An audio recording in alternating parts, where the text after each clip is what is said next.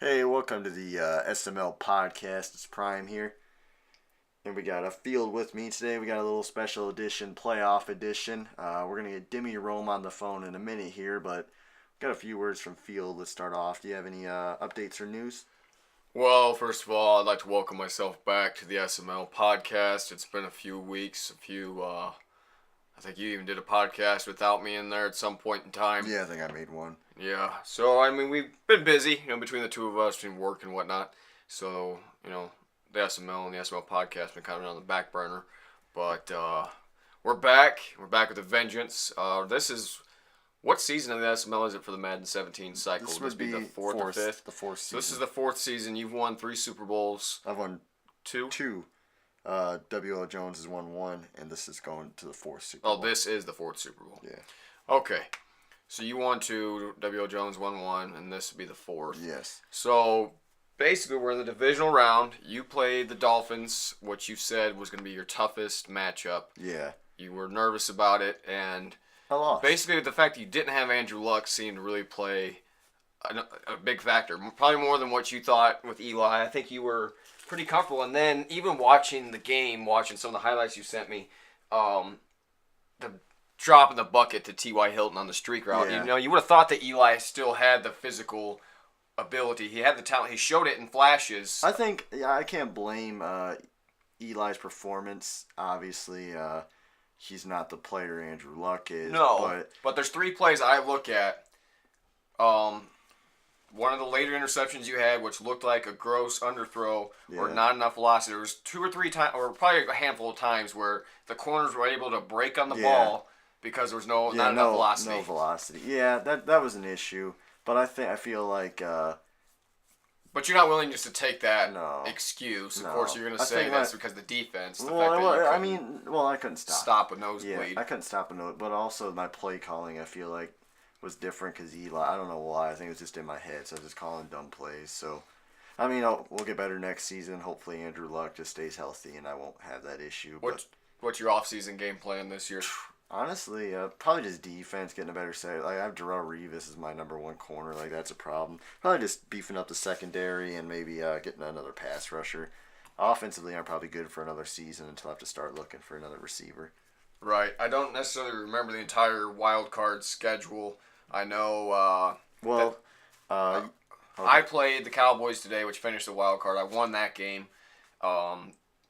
Who played who? I can't even remember at this point. Well, the Falcons beat the Vikings CPU because the Vikings got right. That was a quick one, and then there was a Bills and the Bills and the Dolphins. So the Dolphins won that. Obviously won that. And then one. I think the Steelers. Steelers and the Titans, and the Steelers won that. And the Steelers won that one. So the other AFC game was for the divisional round. The Steelers and the Chargers. The Steelers and the Chargers. So the Chargers had to bye. All right. So predictions for that Steelers-Chargers game. Oh my God! I know a lot of people think the Steelers are going to win, but I'm going to go with the underdog, and I'm going to say Chargers. You think D-Rock's going to pull it out? Yeah, I like John, great guy, but it's hard to pick between the two. But I'm going to say D-Rock. He's been close a lot of years. He's definitely been in some close games, but I'm going to go with my one-trick pony, Big John. He's good. It's hard to pick against the guy. He's got a solid defense. Good offense. He went ahead. He blew me out earlier this season, so it's hard for me not to pick him. You can just close your eyes and pick one of the two, and one of those guys can win the Absolutely. Super Bowl. And then, like we said, you lost to the Dolphins in the divisional Right. round. I also played my second playoff game today for the divisional round. I played the Redskins. I won that game 28-3, and that leaves us with one final matchup before Championship Sunday. The Falcons and the Panthers. That's a good matchup. That's probably the matchup of the year. Who are you taking? Not saying you're right, wrong, or different, or you're picking favorites here, but Falcons. You're taking the Falcons. Yeah. Isn't it in Carolina? Yes.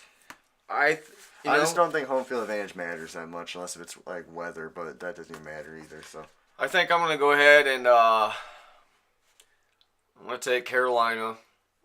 It's hard for me not to pick him. He's won a Super Bowl in the SML, and the Falcons have not. Right. He's got big playability. The key for the Falcons in this game is to not press cover. Is to play a lot of zone coverage and not play that's press that's what coverage. he does. Don't play press coverage, and also Don't call man blitz on your end. Right, and obviously he needs to not turn the ball over. I think he said before he just turned the ball over whenever he plays them in bigger games. I think I read that at one point. So just It's easier said than done not throwing interceptions. Yeah. But obviously, just And the Panthers are a talented team. Yeah, and when you play somebody of the Panthers' caliber, you just have to keep the chains rolling. Positive 2nd and 5, 3rd and 3. You get backed up to 3rd and 13. You throw a pick. All of a sudden, he's got the ball at your 35-yard line. So. Right. So you're saying Falcons. I'm saying Panthers in that one. That's a coin flip too. That's a coin flip. So for the NFC Championship, we already know my ticket's punched. Yep. So I guess I can't pick. Since we're both picking opposite people, we can't necessarily pick. I guess you can just say Go ahead and say your Super Bowl picks at this point. I'm gonna say you and the winner of the Steelers and Chargers game. Well, I'm going to go with, probably have to go with Jonesy and the Steelers in this one. I think that, I've won 2 in a row. I haven't had a bad game yet. I'm due for one, so I think the NFC Championship probably the one. And Jonesy gives me some playoff issues offensively. I definitely have to take care of the ball and try to move it, and I don't necessarily do that well in those games. But, we'll see what happens. I guess that's it for the SML segment of this. NFL, not a whole lot going on right now with off-season time. The Colts haven't made any major moves. They got a lot of role players. A lot of role players, a lot of I think that is by design. Used groceries. They're getting a lot of guys like Margus Hunt. Yeah, guys that are first-round picks that didn't turn out, which I kind of like because they're They're boomer bust low guys, risk, high reward. And obviously, he's not going the Grigson path of build through free agency. He's trying to build through the draft, and I think that if they go 11-5 this year, that would be in the right direction. So. Well, with being the NFC South, I don't think there's any way you don't. Well, I don't know. NFC South's getting, if Mariota turns out to be decent, and if Houston gets Tony Romo and he stays healthy, I mean those are big ifs. But I mean Houston could go 13-3, I think, with Tony Romo at quarterback. Yeah, if they get Tony Romo, I think the AFC South's definitely much more competitive without. Because, without Tony Romo, who the Texans have? Well, they left Osweiler. He's gone. So they got to find somebody. So, right. And who are you really going to go get that's a franchise guy? And even Tony Romo. You can't go get anybody. Romo's one big hit away from retirement. That's what they said about Peyton, too. So you never know. He could go to the Broncos. But even with that being said, though, Peyton had the body of work of not having the injury issue. And he only really had the injury issue the last 2 seasons of his career. Right. Romo's had these injuries, these back injuries, rib injuries throughout his career. If he can play 11, 12 games and be healthy around the playoffs, they have a chance to win a Super Bowl, I think. So, sitting at it now from the outside looking in. Well, he's not even on the Texans. No, I'm not saying that. Who are you early without free, to the draft or anything, early Super Bowl picks? Patriots, all those moves, and then the Super Bowl champions getting Rob Gronkowski back on top of all those moves they already made. Kenny Stills or not Kenny, I don't know who. And then NFC's always hard to pick. Yeah. I don't even know, honestly. Maybe Green Bay. They brought in a tight end, but honestly, I feel like every year the NFC's got somebody new. They're not really a consistent conference. No, but I think Dallas is going to be a consistent team for the next 4 or 5 years. I guess we'll see how. I think a lot of people feel like they're going to be a one-hit. I kind of think that. I don't feel that way. There's too much talent. Anyway. They do have a lot of talent. Their offensive line's good. Their running back's good. Their defense is shaky. And so it comes down to Dak. It all boils down to the quarterback if Dak Prescott's going to be good or not. I think that kind of ends our NFL segment. March Madness is here. I don't do the bracket. I don't follow college basketball. I can usually pick the winner pretty easily. It's not too hard to look at the top seeds, Duke or whoever.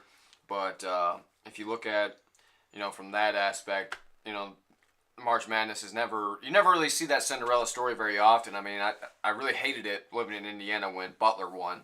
My God, there were so many people coming out of the woodwork that were suddenly diehard Butler fans. Yeah, that's how everybody It's one thing to be a homer. It's another thing then how year after year to year it was always go Butler. Because nobody had heard of Butler But no one even, exactly. So. But I think that concludes our sports segment of this podcast. I think it's time to open up the phone lines for On the Horn. Yeah, I'm going to go ahead. Let's go ahead and ring in a DMI Rome. And so let's go ahead and see how this goes. I don't even know if he's going to answer. Let's just try it. See what happens. Is the phone ringing? It's dialing. Let's see what happens here. Oh, there it is.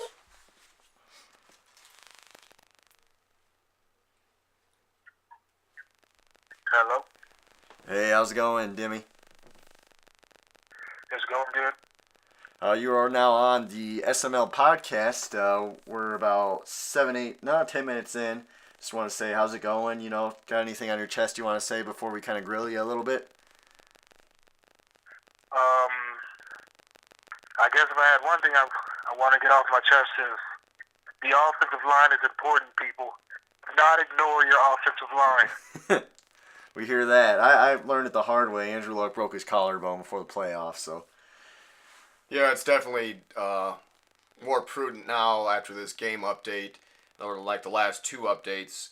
I've noticed that running the ball is much more difficult. Your pass protections are much more difficult. I mean, that's basically every other game that I have pass protection or that I don't have pass protection, instead of being me with pass protection for 5 games or being more of a scheme thing. Now it overall actually somewhat matters, and then there's still the Madden glitchiness, which is always a feat in itself. Yeah, I can't do anything about that.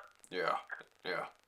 So what have you been up to, Demi? I mean, we don't really see in the chat very much. I know you're not in the hunt this year, but what have you been up to? Well, I had family issues at the beginning of the season. Oh, Right. yeah. So that took me out for about 5 weeks in game time. How are things going with that? Is everything going good now? And Yeah, everything's going good now. Good. Everything sorted itself out for the most part. Good. It's always good to hear. It's tough. It's tough to balance video game and personal life. Sometimes people overhype Madden, and they put it ahead of the priority list, and you can't do that. So anyway, looking at the Lions, what's the number one thing you need to do to get into the playoffs and make some noise this year or next coming season? Really, the biggest thing is somehow find a way to solidify my offensive line. Right. I think if I were to number crunch somehow and take in average rushing yards and number of sacks, I think I may have had the worst offensive line. Really? Oh, that's left funny. tackle was the worst. Yeah, I think I read that. That's funny. Do you have a bright spot? Is it your wide receiver is a beast, though, right? Oh, yeah. I was actually just looking at his stats, and he got hurt around week 10, week 11, but he's still in the top, 20, 25 for receptions and receiving yards. Really? And touchdowns. Wow.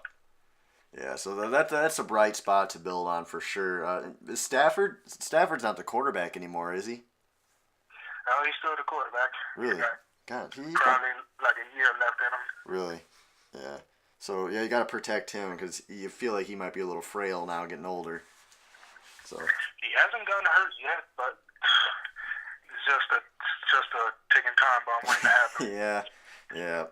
So, what do you think, Field? You got any questions for Dimmy? Well, I mean, looking at it from the outside, looking in at his situation, I've played him a few times. He's always just a few plays away from winning the game. Like, you look at when his name drops in the group me, and it's like, well, there's another one where it just happened to get away.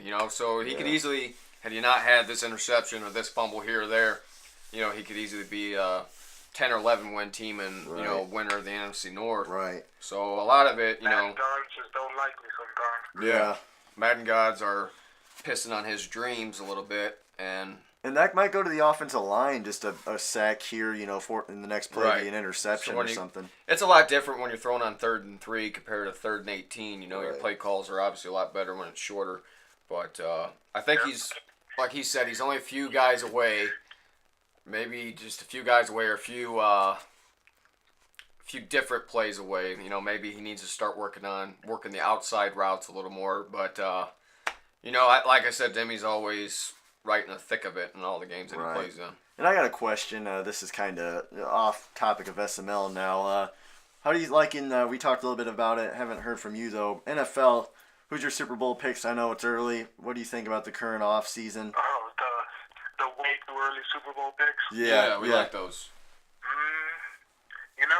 If I had to say, even though the NFC South is so very, very inconsistent every single year, right? I'd have to say, for right now, I pick for a rematch next upcoming Super Bowl Pacers versus Falcons again. Really? Yeah, I mean, that's possible. New England's reloading, and Falcons, I think they just got down Terry Poe. I'm gonna say this: if the Patriots draft a couple guys that I'm thinking of, just everyone else just quit. It's not worth it. Really? Yeah, I mean, They're gonna have this one. they might go 16-0 again. That's possible, I think. My question to you is, primetime and I are known Colts fans, Colts advocates here in the Hoosier state of Indiana. What do you think? What are your thoughts on the Colts? Will they be a playoff team next season, or will we be crying throughout the whole year, just like this year and last year? Well, I think it's a lot. What I think is probably what a lot of analysts think is just they have to find a defense somewhere, and they have to keep Andrew Luck upright. They have to protect him, pay however much money they want just to keep him upright. I agree. I guess it's easier said than done. I mean, not a whole lot of high-quality offensive linemen hit free agency. I mean, Mike Upati hit last year. Alex Mack hit last year. He went to... I was kind of upset with that they didn't target him. That was stupid. I know that they picked up a center in the draft, but you could have took Alex Mack, put him at guard or whatever. But with Gregson, the genius behind the Colts... Yeah, what a retard. That didn't... Absolute genius. Yeah. Yeah. I got one more question for you, then we might let you go. NFL draft, what do you think about the three quarterbacks? What's Watson, Kaiser, and Trubisky? Who do you think's the best, and do you think any of them will succeed? That's kind of a stat question, but if I had to say, I think the Clemson quarterback Watson is the best, but honestly, I don't think that any of the three of them their first year and they'll be ready. No, me either. I think Kaiser. I was a Notre Dame fan, of course. I think he's garbage. I don't even know how his name's being pushed up there that high. Watson. If you win games, that's really all you need to do to get your stock risen. Didn't win a whole lot of games though. Yeah, I know Watson. Watson won a lot of games. Yeah, he won a lot of games. But the thing about Watson is he's like Tebow. You'd have to shape your offense around his skill set. And I know for whatever reason, the NFL wants you to adjust your skill to their offense instead of most offensive coordinators doing what Mike McCoy did with Tim Tebow and fashioning the offense around what he's good at. Like that in San Diego, but I digress. Yeah, it didn't work out in San Diego for him, but some guys just aren't meant to be head coaches, like Charlie Weiss. Never works out as a head coach, but he does really well as an offensive coordinator wherever he goes. But like I was saying, Watson, he's not going to be a standard set quarterback, be able to do a 5-step drop from under center. I mean, he's a spread offense kind of guy, and I know a lot of people aren't willing to run a college-style offense, although these young quarterbacks would definitely benefit from that. Who knows, maybe the NFL will be revolutionized if you did have 5 or 6 teams. RG3's first year was a college-style offense, and he did well, but then he got hurt. So I guess that's why they don't do it. Right. But my final question for DMI Rome is not sports-related, but what was the last movie you saw, and did you enjoy it? Ooh. I'm not a big movie person. I rarely ever go out to movies or seek to watch them, but the last movie I watched was Get Out. Oh, yeah, I saw that. As a black man, it was hilarious. I had no issue. I saw what they were doing, where they were talking about the racial issues there. But the movie was very strange starting out. I didn't know really what to expect. Like from the trailer, I thought it was just going to be like a scary movie. And then it was just like this white family that was preying on black people. And it was just totally just bizarre throughout the whole movie. And then there was like a Forrest Gump scene where the guy came charging at him. And like just the whole thing just had my mind boggled. I just saw that last week, but that was crazy. Yeah. It probably, I was with a group of me and my friends who were all black guys, so we were just, it was comedy hour after the movie. Right. But it was a good movie. Well, the director was, I think, Jordan Peele from Key and Peele. Mm-hmm. But I think the best movie I've seen lately, I went and saw Logan about 2 weeks ago, and that was a really good movie. Really I didn't like enjoyed to see that one. That was good. Yeah, that was it was definitely a good end to the series. But I want to watch that Logan movie. I haven't seen it. I need to watch that. at any rate, Demi Rome, I wish you the best. Thank you for giving us some of your time today, sir. Any last words you got, or? Just, I need my own show. So where I could just talk shit and just ramble on for hours. Absolutely. Yep. Alrighty, sir. All right, man. Well, hey, you take it easy, buddy. Thanks for hopping on the podcast. Always a friend of the show. Bye-bye. All right, bye-bye. Yep, have a good one. You too. Bye-bye. That was Demi Rome, a Lions owner. Like we said, great guy. I love having him on the show. We definitely need to find a way how to Skype him or something and get him better quality in the calls. But like I said, I think what the key might be for these on the horn segments is plugging in a speaker, yeah, like through auxiliary. That would actually work. Yeah. But hey, we're a low budget operation around here. actually, this is very high budget, very high quality podcast. Oh yeah. As you can tell from the video, it's very well edited. But at any rate, I do think for next season, SML sleep pick, the sleeper. That's my bold prediction: is Demi Rome will win, or not? I don't know if I'm gonna say win the NFC North, but he will be in the playoffs next season. Yeah, mine is Demi and Raider Outlaw. Raider Outlaw is gonna get it. I love Raider Outlaw. Great guy. Another great guy. I want to get him on the show. He doesn't quit. No matter how many times that he's lost games, he doesn't quit in the middle of the games. He doesn't rage quit the league. And he wins. And he wins games He wins too. games, and he like plays the right way. He does things the right way. He's not.